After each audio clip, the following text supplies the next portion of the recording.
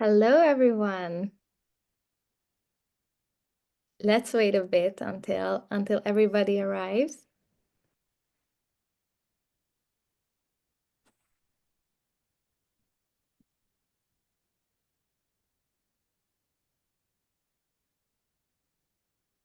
Amazing. Hello, everyone, and welcome. We're so excited to have you here for today's session on how to craft a job-winning UX case study. I'm Fanny, and I'll be your MC today.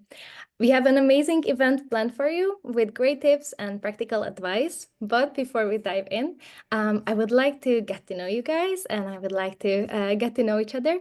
So please drop a message in the chat and tell us where you're joining from and what area of UX you work in.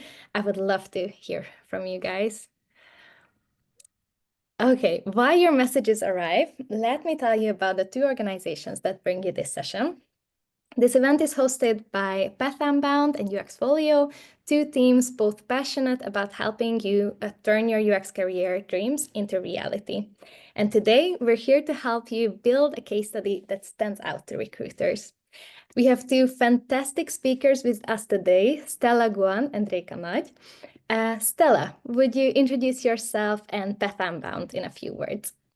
Of course. Hi, everyone. My name is Stella Guan. I am the founder and CEO of Path Unbound, which is a UI UX design school. We specialize in portfolio coaching and also a full-scale design course that helps anyone who wants to join the design industry make that happen in 6 to 8 months. And if you're someone who already has design knowledge, we help you completely revamp your design portfolio to stand out from the crowd in 2 to 3 months. And I'm personally a designer myself. Right now, I am a location independent entrepreneur. I'm traveling the world, and I'm currently actually joining from Colombia. So nice to meet you, everyone. Thank you so much, Stella. Now I would like to ask Reka to introduce herself and UXFolio in a few words. Of course. So first of all, thank you all for joining today. It's great to see so many designers here eager to level up their case studies. I'm Reka. I'm a product designer and portfolio expert at UXFolio, which is a portfolio builder tailored for UX professionals. And my role at UXFolio goes beyond product design. I also help designers build successful portfolios and advance in their careers. And over the past 2 years, I've had the opportunity to review hundreds of UX portfolios and case studies. At UXFolio, we also constantly research portfolio trends, analyze case studies, and collaborate with recruiters and hiring managers. And through all this, we've gained valuable insights into what makes portfolios stand out. So I'm super excited to share these insights with you today and help you craft job-winning case studies. And before handing it back to Fanny, I'd also like to say a few words about UXFolio for those who aren't familiar with it. So it's a no-code portfolio builder tool with a mission to help designers build career-defining portfolios. And what's unique about UXFolio is that it's tailored for UX professionals, offering UX-specific features like case study generator, built-in device mockups, thumbnail designer, embedding Figma prototypes, and a lot more. So with UXFolio, you can focus on the content without having to worry about the building part. And that's all from me. Thank you so much, Reka. Sorry, guys, the chat was disabled, but now you can let us know where you're joining from and what area of UX design you're working in or what you're interested in. Yes. We also have Akosh with us today, who is our product lead at UXFolio. He'll be answering your questions in the Q&A, and yeah, he'll be with us throughout the event to chat with you guys. I can already see a lot of chat replies coming in. It's amazing to see how many people we have today, and also seeing that you guys are joining from all over the world. It's super great to have you guys all here. Nice. Before we dive in, I have a couple of housekeeping items for you all. First of all, let me tell you what's coming up in the next hour. We'll start with a presentation where we'll break down the must-have elements of strong case studies, and we'll also talk about how to bring them to life through storytelling. Then we'll turn the theoretical knowledge into practice. Our speakers will go through some case studies and give expert reviews on them. So if you would like your case study to be reviewed live, then drop the link in the chat and we'll choose a couple randomly. I can't wait to see you guys' case studies. And at the end, we'll also have some time to answer your questions. So please drop them in the Q&A section of Zoom, and we'll get back to them and answer as many as we possibly can. Just an FYI, the session is being recorded, so if you miss anything or you would like to revisit it, then it will be sent to you in the following days. And with that, let's dive in. I'll hand it over to Rika and Stella to kick off the presentation. Yeah, sure. Let me share my screen and we can jump in. So, case studies are the heart of every UX portfolio, yet many designers struggle to transform their great projects into compelling case studies. Have you ever felt stuck or overwhelmed trying to translate everything you did during a project into a well-structured and impactful case study? Well, you're not alone. I've been there too. But what if you saw case studies differently? Instead of an obstacle standing between you and your next job, think of them as your secret weapon that helps you showcase your skills, your problem-solving abilities, and expertise in a way that convinces recruiters and hiring managers. And in this presentation, we'll show you how to do just that so you can craft your next case study with confidence. Let's dive in. Here's what we'll cover today. First, I'll show you the magic formula for a job-winning case study. I'll break down the essential elements that recruiters and hiring managers expect to find in a case study. Then Stella will dive into the art of storytelling, the secret ingredient that transforms a case study from good to unforgettable. And let's get started with the magic formula. So the first essential element of a case study is the hero section. This is what recruiters and hiring managers first see in your case study, so it is crucial for a good first impression. And a strong case study hero consists of an engaging title. Your title should be clear, concise, and highlight the focus of the project. But Stella will share more on how to craft truly impactful titles in the second part of this presentation. Then, an informative subtitle. This can be slightly longer than the title and should highlight the project's impact and any relevant details to provide immediate context about the project, and a visual teaser of the final design. But you don't have to show everything here. Select the most relevant or eye-catching screens to spark interest and encourage viewers to dive deeper. And let me show you some examples built in UXFolio. So in these examples, you can see all the three elements I mentioned earlier, but using different layouts. And with that, let's move on to the next essential element, which is the overview. This is where you set the scene and help your audience understand the bigger picture. And the goal of this section is to explain why the project matters and spark curiosity about the solution. An informative overview should cover the context and the background of the project.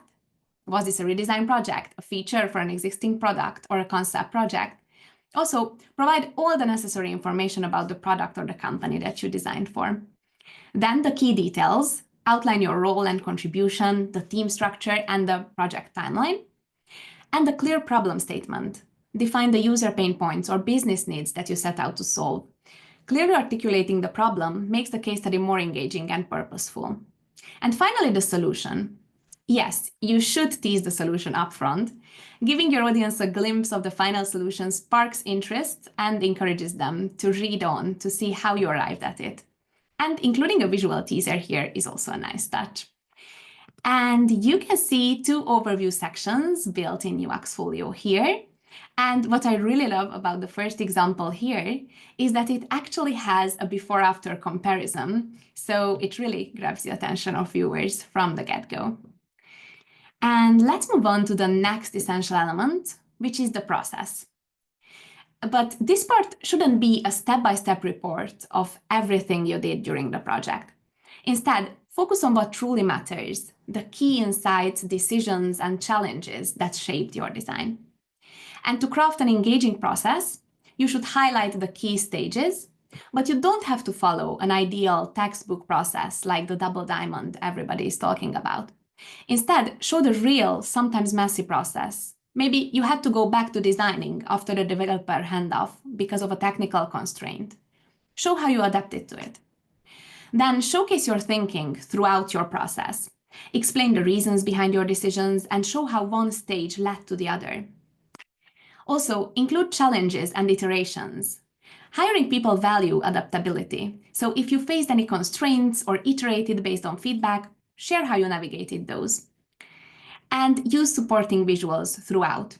Include sketches, wireframes, usability test insights, or iterations to support your narrative and make your case study more engaging. And I'll show you 2 examples of process sections built in UXFolio. So in the first one, you can see a visual process bar, which makes the case study easier to navigate, and the consistent headings also provide a clear structure. I will scroll a bit so you can see that. And then in the other example, you can see how the descriptive headings and the supporting visuals help with scannability. So the hiring people can just scroll through and get a glimpse of the project. And with that, let's move on to the next part, which is the final design. So here, it's important to explain your final design choices, briefly highlight why you landed on the solution and how it addresses the problem that you presented in the beginning. Also, showcase the designs using high-quality visuals. You can use galleries or images with annotations or before-after comparisons in case of redesign projects. And if possible, include interactive prototypes to give a hands-on feel of your solution, or use video walkthroughs or GIFs, as these can bring your designs to life, making it easier for recruiters and hiring managers to understand the flaws and see the interactions. And let's see 2 examples of that. In the first one, you can see an image with annotations explaining the design decisions. And in the second one, you can see an embedded prototype followed by a gallery. So it is a combination of both approaches. And with that, let's move on to the impact. The impact section is what truly makes your case study convincing for recruiters and hiring managers. And many designers forget about this part, but it is an amazing opportunity to demonstrate the value of your work beyond the shiny designs. In this section, highlight how your solution solved a problem, improved user experience, or contributed to business goals. In order to do that, share measurable outcomes such as product or business metrics like increased conversion rate, reduced drop-off rate, or improved user satisfaction. If metrics aren't available, include feedback from stakeholders, clients, or team members that highlights the success of your work. If you conducted usability testing, you can add user quotes to showcase how your designs solved user problems or improved their experience. And here you can see 2 examples. In the first example, there is a screenshot of the App Store reviews, which is a great way to demonstrate improved user experience. And in the second example, you can see some metrics. And after that, another great strategy, a contact section. So after convincing hiring managers with the case study, you also offer them a way to reach out.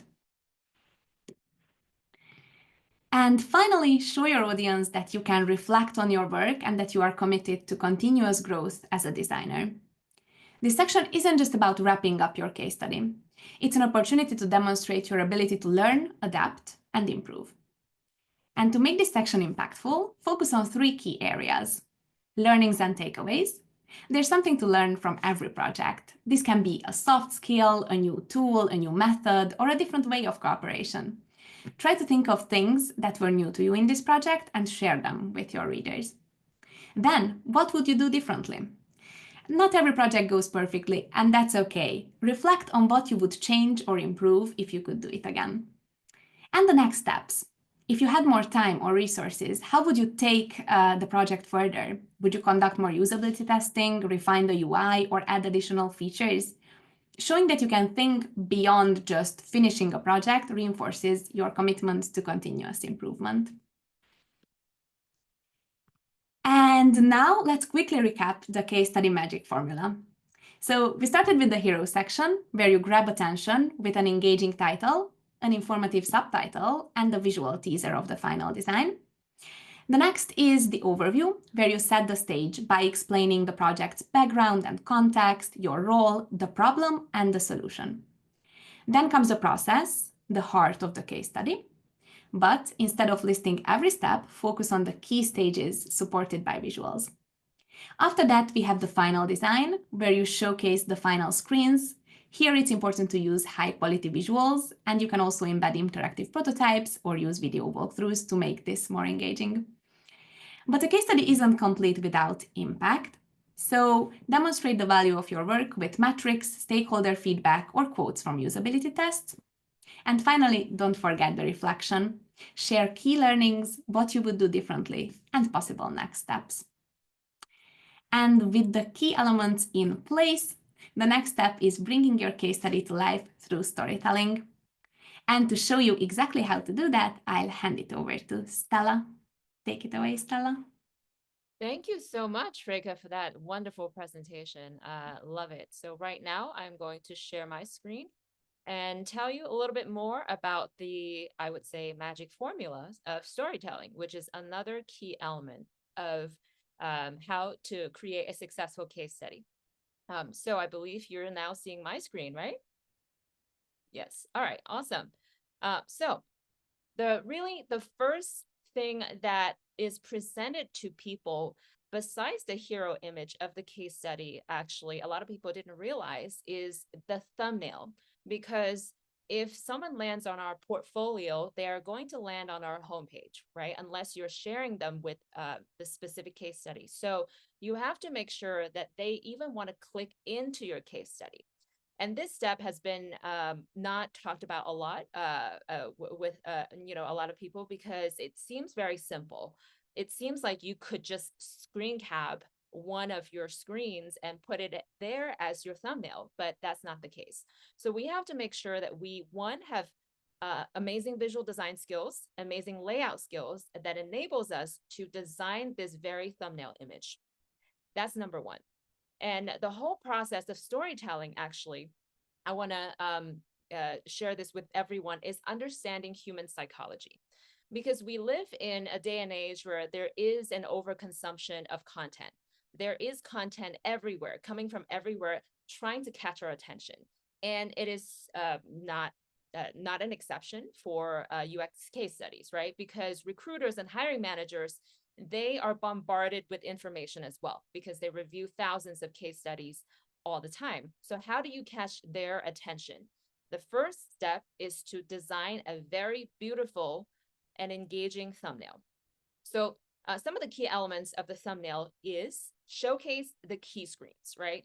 Because if you have a project, you definitely have a lot of screens if you're designing digital products. You're not going to show some of the most common screens. You're going to show screens that are most interesting, that are most standout, right? And you definitely need to ensure that you have a mock-up template that either you create yourself or you download it somewhere that is beautiful. Like the examples that we show on the screen, it's a pretty good example, but sometimes people even add some creative flair to their thumbnail. For example, in this instance, the designer added a little bit of a gradient in the background to make it more engaging. But the rule of thumb is to make it very clean, not overly cluttered, because I've seen a lot of mock-up templates with a lot of environments in it. For example, a desk, a hand with too many plans in the background. This may not be the best thumbnail. Anything that has less distraction is preferred. So that's magic ingredient number one for storytelling, is to capture their attention with a visual first so that they click into your case study. Now, the second element is the actual written word. Now that you have a captivating visual, you have to capture their attention in the next step with a captivating title. What do I mean by that? So the vast majority of the case studies that I've reviewed, and from my 10 plus years of experience working as a designer, most of the titles, I don't even care, because it's either a very boring title of the name of the company that they designed for, right? Or it's an oversimplified phrase that isn't descriptive. For example, if you designed an app for, let's say, a psychotherapist, right? Instead of saying app for psychotherapists, you would have to say something that makes people care, that makes people want to read more. For example, you could rephrase that to say, I design an app that helps psychotherapists skyrocket their bookings, right? So that's way more interesting than app for psychotherapists. That's just one of the many examples that I could list here, and many of you could think about how you phrase your title. And one of the things that I really enjoy telling people about is think like a journalist. So if you're a journalist, you have a job to to capture people's attention so that they click in the article and they keep scrolling and they see the ads, and then your employer makes money, right? So if you're a journalist, this is how you have to think. And it's no different for a designer. As a designer, especially a UI UX designer, this is a hybrid role. You're not just a designer, you also have to have hybrid skills like storytelling, like presentation, like business acumen, right? So for example, here I listed a few examples. This example I actually love. It's from one of Path Unbound students. And Gabriella is the designer. She said, the App Store doesn't lie. Now, that's very interesting because, wait, I want to find out what is that about, right? So it's very intriguing. Instead of, okay, app design, blah, blah, blah, nobody cares, right? So this is one of the ways that we actually really have to pay attention to how we craft the title. The key element is, again, understanding human psychology. What is attention grabbing? What intrigues us? I encourage everyone to study newspaper articles, to study, magazine articles, to see how they craft their titles, why you want to click, especially articles that capture your attention. You might want to make some notes, and also learn how people cut together a movie trailer. That's also another very easy trick. How did they capture your attention? They don't give away everything, but they pick one point that make you curious. And the same thing can be applied to case study titles. All right, the next ingredient is a stunning hero image, which Reika actually touched upon a little bit, but I want to elaborate on it a little bit further. So the hero section needs to be very, very clean. It also needs to have a visual image that is a little bit different from the rest of your case study page, right? So this hero section actually requires you to put more effort to create a composition visually to make sure that you kind of decorate this section in a way that makes it look almost like an ad. So if you don't have a visual design background, you definitely need to put effort into it. But if you do, I would encourage everyone to study ads that you see on the streets, because there are a lot of really amazing advertising that has been produced by top creative agencies that have amazing visuals that are very, very simple, but they have very intriguing compositions that captures your attention. So I encourage everyone to do this exercise on a daily basis to improve your case study hero image visuals. Now, another key elements for storytelling is, Reika also mentioned it before, is lead with the results. Because I've seen too many case studies that starts chronologically in terms of their storytelling, right? They start with, okay, I did 1, 2, and 3, and 4. Again, studying human psychology, we do not have the patience for that. We want to be intrigued first so that we can decide if we want to devote more of our attention to hear more about it.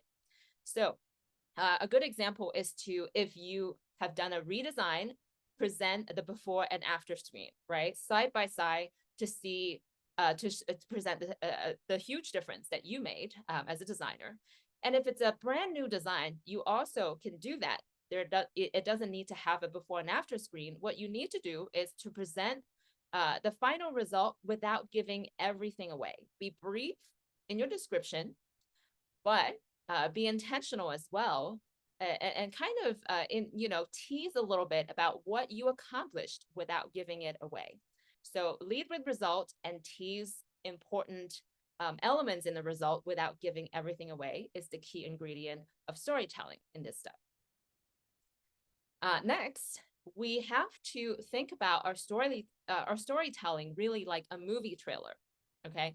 And one of the biggest, I would say mistakes of almost 90% of case studies that I've seen before, and Rekha has mentioned also, is so many entry-level aspiring designers craft their case studies as if it's a UX textbook, right?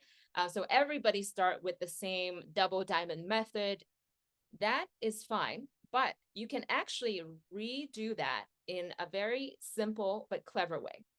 Instead of listing the name of the process, list what you learn from the process. What's the most important element of this process? For example, in this example, it says ideating solutions to solve pain points in generating process flow. That's already a bit more detailed, right? Although personally, I think it could be even more.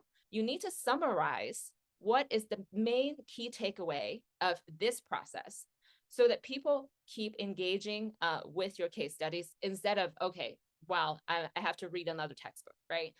It is, again, keeping in mind human psychology. We get bored easily. So don't do the UX textbook routine.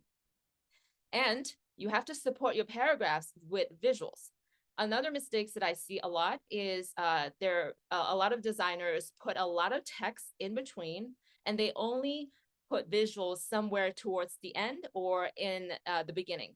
Of course, you have to have visuals towards the end and in the beginning, but if you have a huge chunk of text without breaking it up with visuals, then your storytelling again failed, because again, our attention span is very, very low.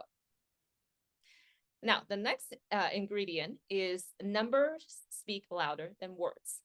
And all of us know that numbers are very powerful, especially if you actually work on a client project with verifiable outcomes. It is time to brag about it. And in terms of the visual design, you don't want to bury it in little written words, right? In the paragraphs, you want to pull them out, like the one that I am showcasing here. You have to design it kind of like I would say an infographics, right? Be creative about it and make sure that you pull out important results with not only numbers and but also some keywords. Highlight them, bold them, but not do too much. Just bold a few keywords to make sure that it's easily scannable by people who are just scanning your case studies. Now, another segue to that is there are a lot of people who might struggle with this, is because some projects you've done doesn't really have these outcomes that you can quote or you have verifiable source to. So how do you do that? Now, you may not have these numbers, but it's still very much doable. You can highlight the key outcomes in big letters. Now, it's time to use your typography styling skills, right? So if you highlight at least one or two key outcomes in big words, in big letters, make sure that your typography styling is on point, then it serves the same purpose as numbers, even if you don't have numbers. And finally, I can't emphasize this enough. After you're done with your case studies, make sure you go back and cut it down, because most people, again, have this problem. The case study is way too long because you're very passionate about it. You want to show every side of the story, but we don't have time. Nobody has time to read the whole story.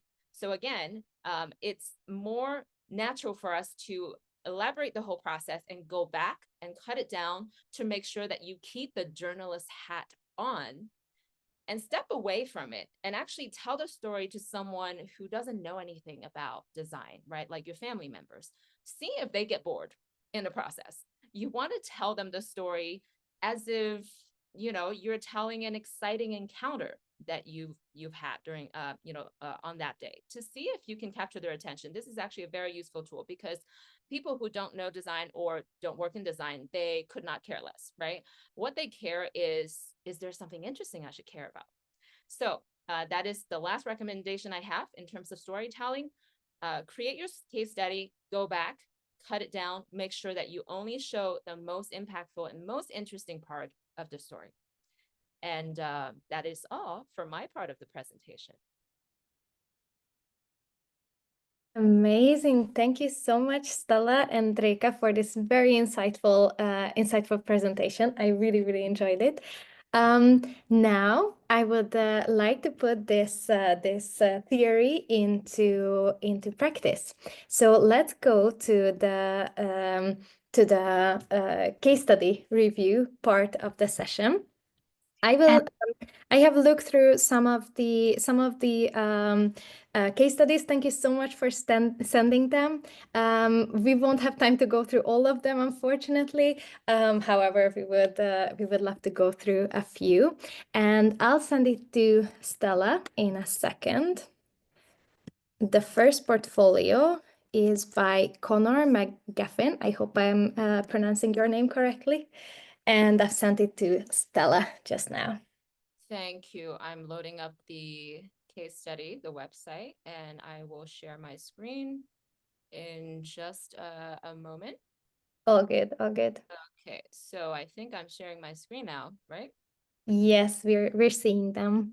Okay, perfect. All right. So, well, thank you so much for sharing your portfolio. And well, it's a pleasure to review your case study. So I've never seen it, so I'm just going to walk through my and tell you my first impressions. And Reka will also join in. So this is a very dynamic process. We'll just chime in as if we're just having a fireside chat. Okay, awesome. So this is an app design. Very nice. I can see that there is a thumbnail mock-up here in the hero section and big typography that describes what this project is. So I would say the main structure is good. Although I would probably want to see a little bit more of this mock-up because it is very tempting, but I want to see a little bit more, right? You're just showing half of it. So I think maybe you could work on a little bit more next time to create a slightly different thumbnail that shows a little bit more, make it a little bit more exciting. And in terms of the storytelling technique that I just mentioned, I think this is a good opportunity to revamp your title as well. Although it is very interesting to see that you are designing, you did design an app. What about it? All right. So I'd like to see it first in the top level title instead of the second level, because I know you did mention this is a tool to bring certainty to your home renovation. Oh, that's great, because a lot of homeowners are very stressed about this. So I'm already intrigued, but if I'm in a rush, I may not read this line because it's a bit too small. So you might want to actually convey this message right here in your level 1 heading. So that would be my take. So then I see that you describe your role, you describe your team. That's all good. Now, this is great. This home remodels are daunting. Great, because you capture this common pain point that a lot of people are experiencing. So I love this, I already love this storytelling, this title. And then you said Pluto's demystifies your next project. Okay, I am intrigued. So good job on both of these titles, and good job on not being too wordy in your description here. I think this is the perfect amount of text. And then now we're presented with this actually this video preview of the final product. I imagine that's very cool. Actually, I love it. Although I think it may be slightly just a tiny bit overwhelming because you have 3 screens. I would prefer to have maybe 2 screens. That's just me. So maybe Reka can chime in to see if you feel the same way. But the more screens that you have that are moving together on the same line, the more it is a little bit overwhelming because people have to process this information all together. So if you have a moving image, I encourage you to present it a little bit slower, not all together. So that's my my take on it. And I love this section. Design your space, know the facts, plan the future. Lovely. This is almost like a landing page for this product. Very clean, very simple. So love that. And then you presented your user flow. We don't have time to go into it in depth, but this is very creative, actually, very cute. So very nice diagram. I love that. So then now we can see that you presented your process. Okay, very clean as well. So I think you did a pretty good job by actually pulling out some quotes here, because that's always interesting to read quotes in big letters. And also you did this classic zigzag layout that is very effective in reducing mental load, cognitive load. So I love your presentation here. And then you did user testing, prototyping. I think everything looks pretty decent here. This screen flow map, it is a bit small, I would say, because it's a huge map that maybe you could actually link outside to, let's say, your Figma file if someone is interested in reading it, because there's no way somebody can actually process this information here. But it's always good to have, right, if they want to dive deeper. And I love your summary here with block of text that's label 1, 2, and 3. And then you have a little bit of a reflection as well. So I would say well done. But perhaps you could put it in bullet points to make it easier to read. So that's my take. And I'll hand it over to Reka to, if you have anything to add. Yeah, sure. So I agree with everything that Stella said. And my first impression of this case study was that it is really clean, but the title could be improved to be more specific, because we don't know what you did exactly in this project. So you only introduced the product itself in the hero section of this case study. And what I miss from this overview part is the context. So was this a concept project? Was this a client project? Was this a redesign or anything? So any information regarding that would be super useful for recruiters and hiring managers. Here it's a great idea to add GIFs or videos, because these make your case study more dynamic and engaging, but maybe not 3 at the same time, and maybe not without context. So I would need a bit of context for each of these screens to know exactly what flow are you presenting in each of them. So maybe you could do one screen with the GIF or a short video, and next to it some context. Yes, but I love that the visual language of this case study is consistent. So you designed each visual very, very nicely, so it reflects good UI skills for sure. I like that you used the visual process section so that we know exactly what you're going to tell us in the process part of your case study and what to expect. I like that you kept your paragraphs concise and that you are using consistent headings throughout, so your case study is easy to scan. But I would stick to a consistent alignment, because I can see that some of the sections are aligned to the left and the images on the right, and in some parts it is the other way around. Maybe it would be more scannable if you sticked to a certain type of alignment throughout. These images could be, as Stella said, bigger so that we see the details better. So you could break down, for example, this flow into smaller chunks. And I love the next steps. It's always a great addition to every case study. So yeah, overall, pretty good job with these small adjustments. I think this will be a really strong one.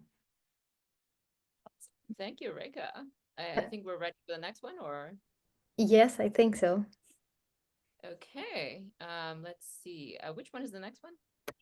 I've Check. yeah. I'll send you again. There we go. Yeah, I love it. The chat is so active, you guys. I really, Yes, really enjoy amazing. reading. I'm gonna load it up right now. It's from Walid. All right, let's see. Okay, I am going to again share my screen. So just give me a minute. All right, so share. I believe I am sharing my screen. Awesome. So we're ready to look at Walid's design portfolio case study. So this one is a slightly different product, right? So this one is an interview module for seamless communication. That's very cool. So this one is I would say, a bit more granular, right? It's improving a function within a bigger product, which is very common. So I actually am pretty intrigued by this visual design that you have here. It's pretty fun that you did this extra little flair to spice it up. And it seems like you also have a pretty creative design for your thumbnail, which I love. Although I would encourage you to further explore it by highlighting some of the key areas on screen, because depending on where people are looking at it, for example, I'm looking at it from a 13-inch MacBook screen, it's a little bit small, although this is technically the product, right? So you could actually zoom into some of the key areas here to give people a better overview of your final visual. So that's just my smaller comment here. Very good. Now, you described it as integrating the interview module in Talentera, reduce communication gaps between recruiters and candidates. That's very good. I love this summary, very effective. And then you also mentioned that in the bigger title as well. So I think that's actually done very well. Good job. Okay, so now you then presented us with the summary, I believe, of when you did it, how long it took. And then it seems like this is a overview of the currently existing product, right? So I would say this area is breeds a bit small. It's a lot of information altogether, so it's a bit hard to digest.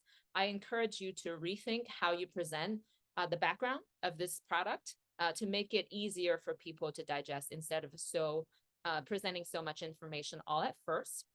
Now, your text in general, I think in this page could be bigger, right? It's a good thing that you're being very concise, but the size is very small. So I think that's a web development and, issue that you could easily fix after. But good job on being concise. And then you have this section, which I think isn't too necessary because you're basically reiterating the classic UX process, which everybody already knows.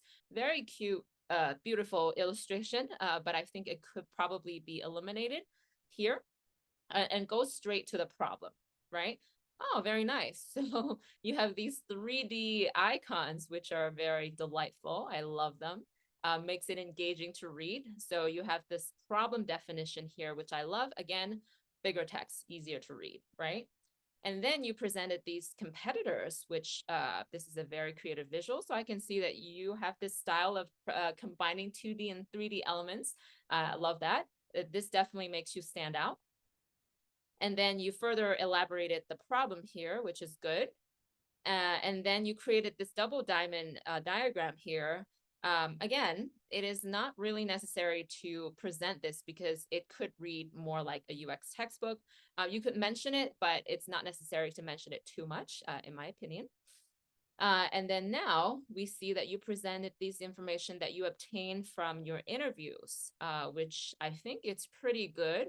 This is relatively easy to read. Although I would say, though, be mindful of your white space. In addition to making sure that your text is larger and readable, you also want to adjust your white space a little bit because this is a lot of white space, right? So white space is actually a skill that we need to master. Not too much, not too little, just the right amount. So I would say probably reduce it by half is what I can see could work out. Now, this is a lot of interview data here, which could be a little overwhelming, actually. I would encourage you to show only probably 3 to 4 of the most important screens here. And now you have double the amount, which could be reduced, right? And then now here we're seeing your, not quite, okay, so your flow here, which I think it's fine. Again, could be bigger. And then this section, I believe it's the brand guide all of a sudden, right? So I would encourage actually you create some titles in between because I feel like we're just seeing a bunch of your artifacts all thrown in together, which is okay for now, but you definitely need to make sure that you segment them by having a title because now I'm just being presented all of a sudden with the brand guide and I'm a little, unprepared for it. So that's the main problem. Okay, so then, yeah, you have pretty much similar stuff. Your case study, overall, I think it's very, very long. That's one of the problems. Although you did a really great job, I would highly encourage you to cut it down at least by half, because nobody has time to read the entire thing, right?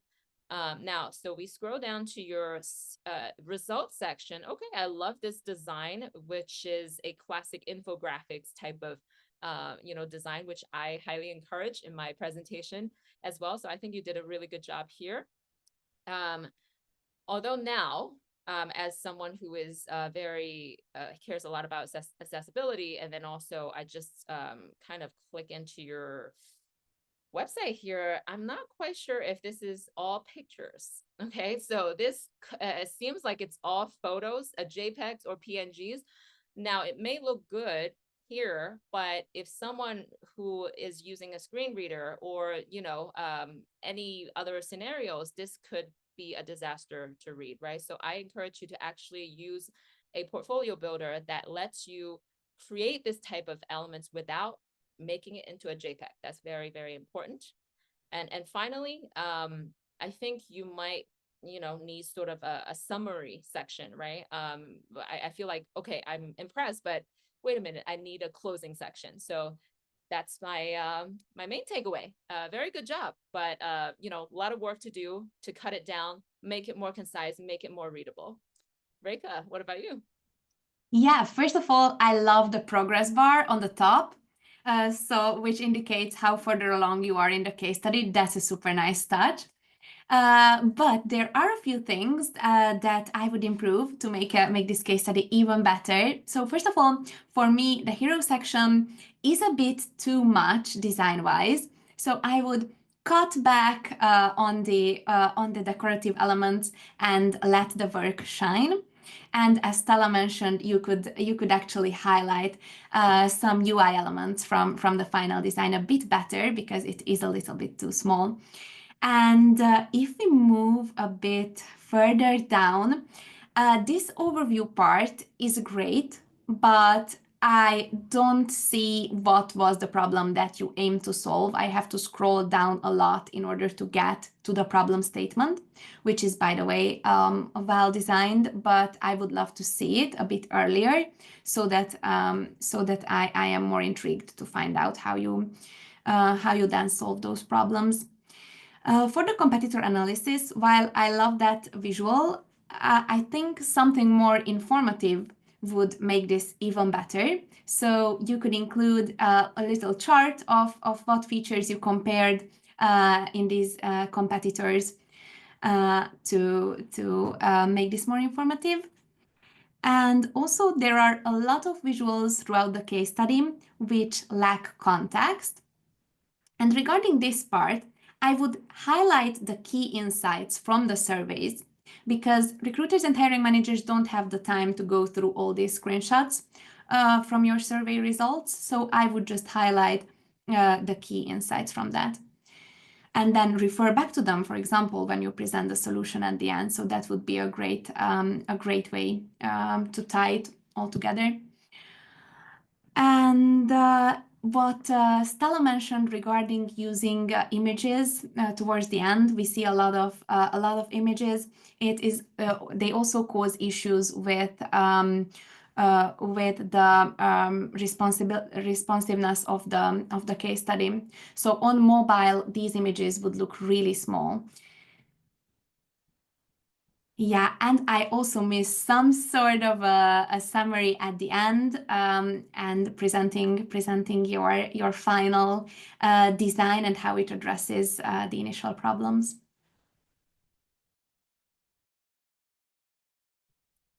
Amazing. Thank you guys for going through these two portfolios. We'll have time for one more. However, before we do, I would love to plug our offers in at this point, because Path Unbound and UXFolio both prepared with exclusive offers just for our attendees here. So I would love it if, Stella, you could share your screen and look at the offers. Yes. And then we'll have time to look through one more portfolio and then answer your questions. Yes. Just give me a minute. All right. So everyone, for those of you who are really serious about taking your portfolio to the next level, which is the most important thing in your job search and your career, because you're selling this product, right?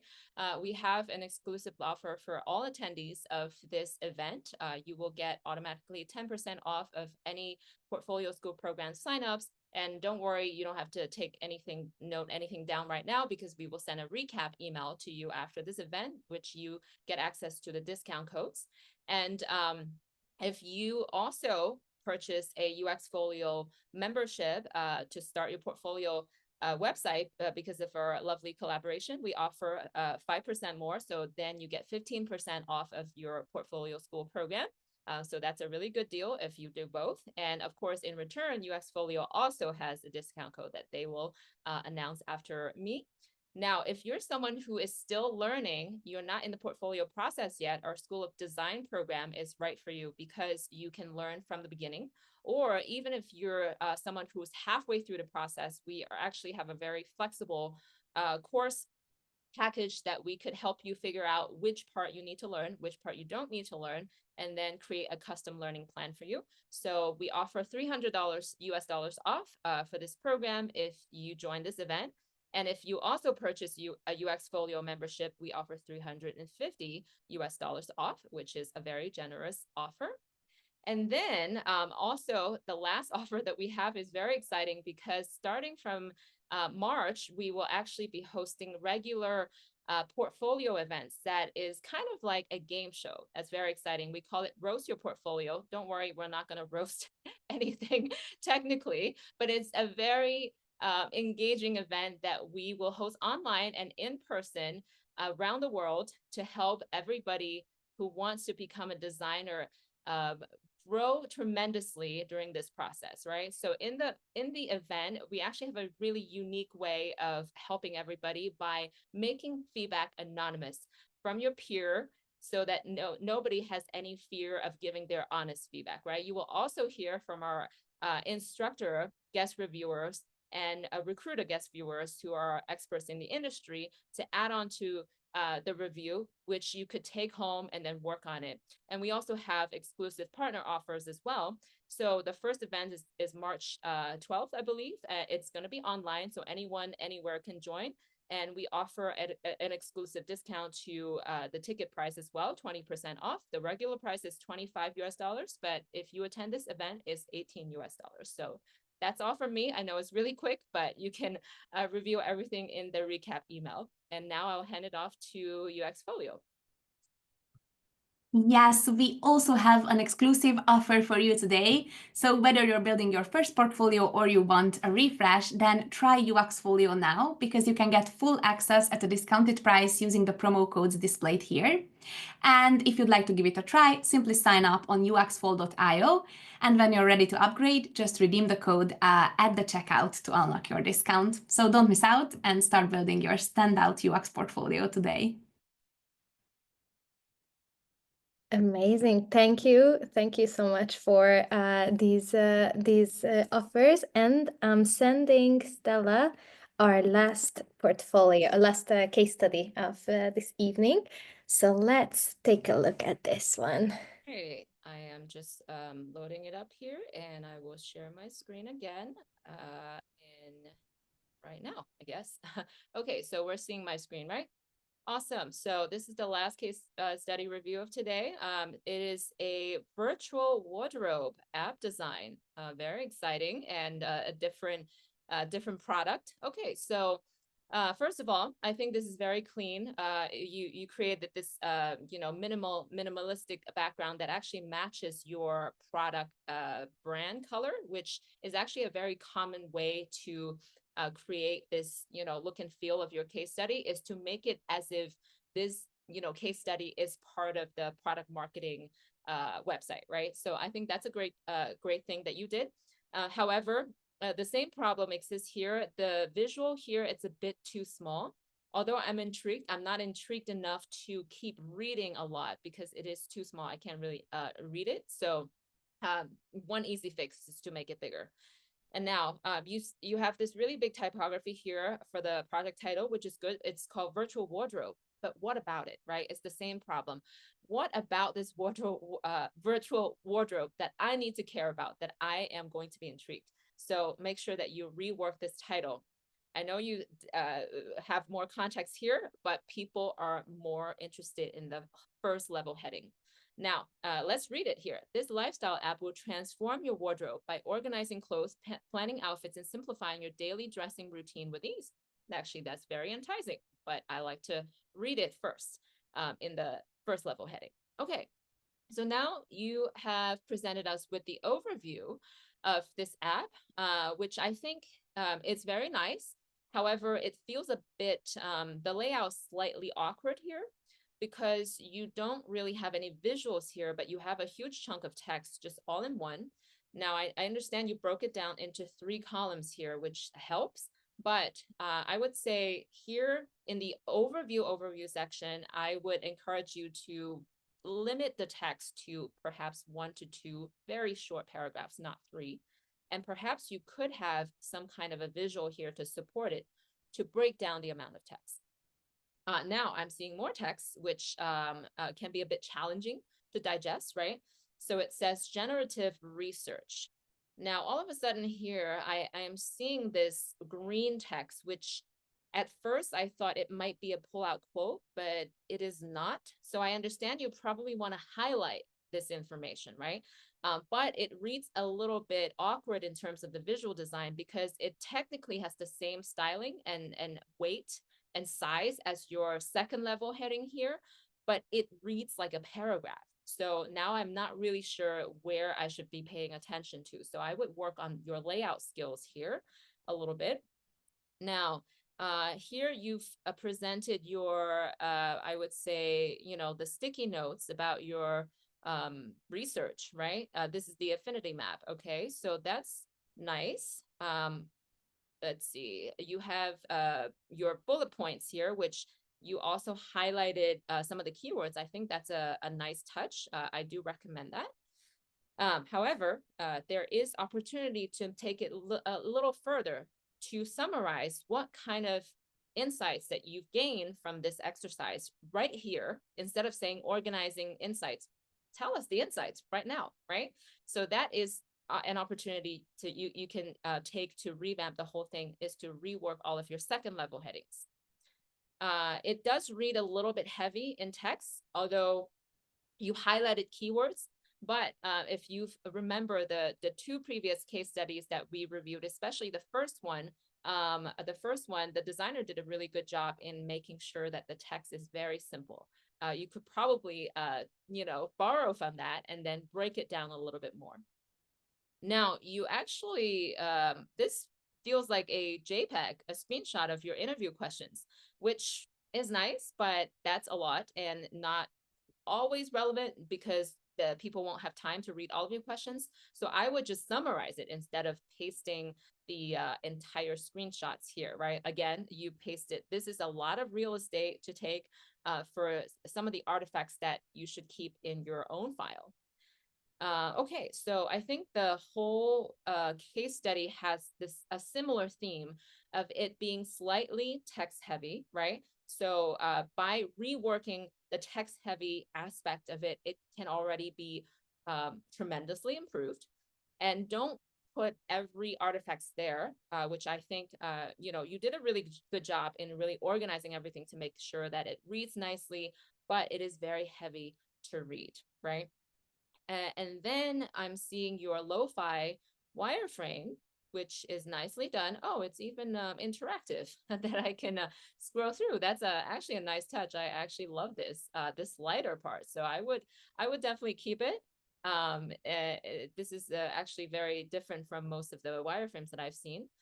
Then we see the mid-fi wireframe, right? Then I wonder where the final, okay, this is the final, which is here. So in case studies, it is not really necessary to show all the steps that you take to reach to your final visual design. I would probably show a bit of the wireframe, the mid-fi, in my opinion, to reduce the length. You could probably eliminate it and then show the final here. Again, this is very, very cool that you could scroll in there. That's very, very nice. And then your final thoughts. Now, this is good that you pull out important, numbers, which I think it's done really well. But perhaps you could put just a tiny bit more styling in there to make them look more like a card. And the typography here needs to be improved a little bit because this italics could be a bit, old school looking, and it's a bit too big in terms of the hierarchy between the big letters and then the small text. So I would work on your typography skills a little bit. But overall, I think you did a really good job, especially delighting us with your final screenshots that are interactive, right? This is what makes you stand out. But the key thing that you can improve here is really the reducing the amount of text by half, and then making sure that your layout is on point, making sure that you use white space, and making sure that your the whole thing reads very cohesive, and reducing unnecessary artifacts. So that's my take. I'll hand it over to Reika if you have anything Yes, else. thank you, Stella. Great point. And actually, I wanted to highlight that this case study was built in UXFolio, and you can use our built-in device mockups, which are actually scrollable to showcase your designs, and you can choose between different device styles, actually. So what we saw here were the browser styles, but we also have realistic device mockups, which you can easily add inside UXFolio. But let's get back to the beginning of this case study. So yeah, this is a common mistake that I see in case studies, is that designers often use the name of the product or what the product is about as the title and subtitle. But what you should include in the title is what you did. So a bit more context about your contribution in that project. So you could say redesigning the virtual wardrobe app in order to increase activation or something like that. So be more specific with your title. And moving on to the overview part here, it's great that you included the business need that you set out to solve, and then the solution and also your role. These are all critical information, but the layout is a bit off. So try to find a more balanced layout here. If we move on, I don't want to repeat what Stella just said. So yeah, same things with the images. They are a bit too detailed, and also it's important to support your sections with visuals, but be more intentional with using visuals. So don't just throw every artifact into your case study. And the research part of this case study is a bit long. So I would just focus on the key insights that actually shaped your designs. It also depends on your role. So if you're looking for a researcher role, maybe, then you can keep the research part, but then reduce the design part. But keeping both this extensive is a bit too much. Yes, I would love to see the final solution. I love that visual with the annotations. That is also a great way to show your design decisions. And yes, these interactive mockups are a great way to showcase your final designs. And can we see the final sections actually? Do we have learnings or next steps? Oh, we have the impact. That's great. But you could include your learnings and some proposed next steps for sure. All right, awesome. Thank you so much. Amazing. Thank you. Thank you so much for going through these case studies. And also thank you for everybody who sent their case studies in the chat. I wish we would have time to go through all of them, but I also would like to leave a bit of time for questions. And we had quite a few. I'll go in order of upvotes, actually. Yeah, let's start with Kayla's question, which is, I've seen some people mention putting the impact and final designs near the start of the case study. Thoughts on this? Also, when creating case studies, which are not from real-world projects, so no metrics and so on, what should we be sure to show? Yeah, so I can answer that first. I think this is actually a very common question, and for junior designers, very relevant, right? Because a lot of us have to start with spec projects first, which actually is a really great way to showcase your design skills. Now, you won't have actual metrics. You won't have any, real, quote unquote, real business impact. But what I would do is then I would emphasize my screenshots, my final screenshots first, right? You definitely have to make sure that that stands out. And then you have to still put together a conclusion, what you learned from this project, right? And also, you definitely have received feedback from someone. Provided that you work with a mentor, you work in a course like our course, what is the feedback, right, that you received? That is a good way to actually put it in place of the quote unquote real business impact. And if someone is, if a company is hiring a junior designer, if they're, someone who is experienced in hiring and open-minded, they understand that you're not going to have super impressive results at first, but they want to see how you think. They want to see if you're a good problem solver. So if you can show this, remember, you have to show them that you are a problem solver, that you can bring business results potentially, right? We do see the potential of people. So you need to remember to show that in the beginning, even though you might feel like it's less impressive. But if you manage to make sure that that storytelling works, you still have a very strong case. Reka, what about you? Yeah, I would love to add that the overview part of your case study, just to answer the first part of the question, because it was that whether they should include the impact in the beginning of the case study. And so the overview part of your case study acts as a hook. This is your chance to hook your readers and to convince them to read on. So it is very important to offer a teaser of the outcome or the impact here. So if you have any great outcomes or numbers to share, yes, do include them in the beginning of your case study.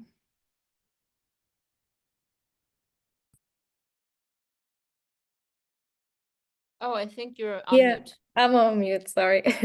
Thank you for answering this question. And we actually received a lot of questions about metrics, what metrics to show, what to do if you don't have metrics. We have gone into it a bit, but can you highlight exactly what to focus on when it's not a real life project, but a made up project for a case study or a portfolio? Yes, I can talk a little bit more about that. So if you're doing a spec project, right, it is the same thinking process, because whatever the spec project, whatever the problem is, you need to make sure that you are addressing your solutions in the end, right? Because even if it's a quote unquote made up project, it is pretty much the same as real life projects, but modified. And sometimes it is actually, for example, in our program, we do have some spec projects for students who want to work on them. It is actually real life projects that we took from real projects and just changed the details, right? So in that case, what you need to show is, how does your solution address the problem, right? How does it address the problem? Because that's what businesses care about. If they have a problem, can you use design to solve it? Even if it's a blue sky project within a controlled environment without that much complications from a real project, at least can you show me what is it that you did that directly addresses the problem with your design? I think if you can convince people about your ability to do that, then you have a very strong case. Like, hey, even though I'm a student, I am junior, I am doing this as a spec project, but look at that. It actually, solves the problem. And I actually received positive feedback from whoever that, mentor me on this project. So I think that is really the best way to showcase your ability. What do you think, Rekha? Yeah, so it's great to include quantitative results if you have them. But if you don't, so if you don't have access to any data, then there are other ways you can demonstrate the impact of your work. You can do this by sharing testimonials from clients or stakeholders to highlight the value of your work and the value that you brought to the table. Or if this was a concept project, then if you conducted usability tests, you can include quotes from those tests or results from those tests and highlight how your solution solves the user's problem and makes their experience better. Amazing. Thank you so much for your thoughts on that question. The next question is about NDAs. How can I showcase alternative design versions under NDA restrictions? I can only share what has been published and is live to the public. What do you guys think? Yeah, this is a very, very common question as well. And most designers who have worked at any number of companies have encountered this, myself included.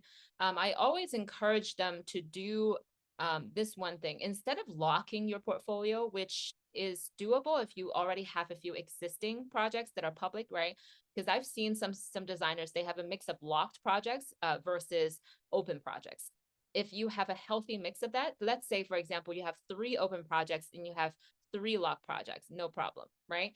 But if you only have lock projects, it works against you because people are not going to try too hard to put in a password, even if you supply it to them, unfortunately. So there is an alternative that I always advise our students is to create a version of the project that is completely it doesn't have any sensitive data. All right, you don't want to refer to any sensitive data. You don't even want to mention the name of the company, but you can describe what the company does. Now, if you do this, nobody can point their fingers at you and say, hey, you leaked our data, because you didn't leak anything, right? So you want to sort of provide a condensed version. You don't want to provide a full case study and actually make a disclaimer in the beginning that says this is a sort of a summary version of what I did, right? So you want to highlight your contribution, your ability, without mentioning any unnecessary industry secrets or anything else. So basically, you're creating this separate mock-up, separate everything. You have to spend that extra time. Otherwise, if you don't already have a few open projects, you are going to be at a disadvantage. I know it's very annoying, but it has worked for a lot of people that if they showcase their ability in an alternative way, then it makes your portfolio a lot more readable, a lot more attractive. That's what I would do. Yeah, this is definitely a tricky topic. I would like to add one thing. So similarly to what Stella mentioned, you can abstract your work. So instead of showing the details, you can actually blur out sensitive details and just outline the problem and your solution in generic terms. But another smart strategy when it comes to sensitive work is to protect it with passwords. Of course, it's not ideal to only have password protected case studies in your portfolio, but if you have 1 or 2, then that can work really well as well. Amazing. And we have time for one last question. Anushka asked, so essentially, how long must our case studies be if it's displayed on a website? Like about 2-3 vertical scrolls, or shorter or longer? What's your guys' take on it? Yeah, I love these questions. They're actually, again, this is a very common question as well. To tell you the truth, there is no answer for this because if you ask anyone, right, how long should a movie be? Should it be an hour and a half? Should it be 2 hours? It's as long as it takes to tell the story effectively. So that's why you need to actually treat this as a UX project yourself. You could start with a draft, right? And then you present your case study exactly as how it's laid out on screen to someone who is willing to sit down to listen to you. And you might want to ask them if they're okay to be recorded, because you can actually see if they're bored in between, right? So if you do this type of exercise, you then know where to cut down, where to keep, what section to keep. So if someone tells you exactly, they know exactly how long the case study it should be, they're lying, because everybody is different, every project is different, right? So we cannot answer that in terms of this, length or sections, but that's why we have to keep telling our story to other people to find out what is effective. So as long as it takes to tell the story effectively. Rika? Yeah, exactly. So it's like conducting a usability test on your case study. But yeah, you should always ask for feedback and iterate based on the feedback. There is no right answer here because every project is unique, so every case study will be unique as well. Thank you so much. It was such an insightful session. We're almost at the end of it, so it's time to wrap up. We heard a lot of good practical tips, and I really hope that everyone attending will take home practical tips that they can make in their portfolio, changes that they can make in their case studies. I would like to give a gigantic thank you to Stella and Reka for being here and sharing their expertise. And I would also like to thank everybody who joined us today. You guys asked amazing questions, and I'm very, very happy that you guys sent your case studies, so we could look at really, really nice case studies today. If you would like to dive deeper into the topic, then please check out Path Unbound's Portfolio School and also the School of Design. You should join the Roast Your Portfolio events hosted by Path Unbound, and you should also give a try to UXFolio and build your case studies quickly and easily. Connect with the speakers we have here on LinkedIn, and you could also join our Discord server for more portfolio related content. I would like to thank you for your attention, and I look very much forward to seeing you next time. Thank you so much, everybody. Thank you. Bye. Bye.